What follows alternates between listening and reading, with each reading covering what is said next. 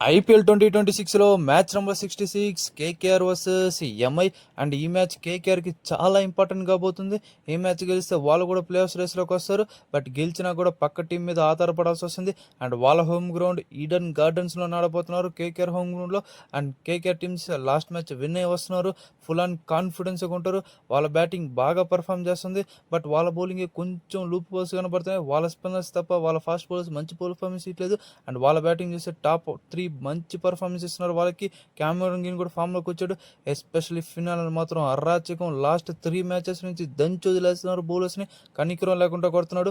And వాళ్ళ playing 11 ఇలానే ఉండొచ్చు, అన్చేంజ్డ్గానే రావచ్చు అని అనుకుంటున్నాను. బాగా సెట్ అయింది వాళ్ళ ప్లేయింగ్ 11. అండ్ వాళ్ళ కీ ప్లేయర్స్ ఈ రోజు వాళ్ళ స్పిన్నర్సే కాబట్టి. అండ్ ఎంఐ టీమ్ చూస్తే వాళ్ళకి ఈ మ్యాచ్ అంత ఇంపార్టెంట్ కాదు, ఎందుకంటే వాళ్ళు ఎలిమినేట్ అయిపోయారు. బట్ వాళ్ళ ప్రైడ్ కోసం వాళ్ళు ఆడుకోవాలి.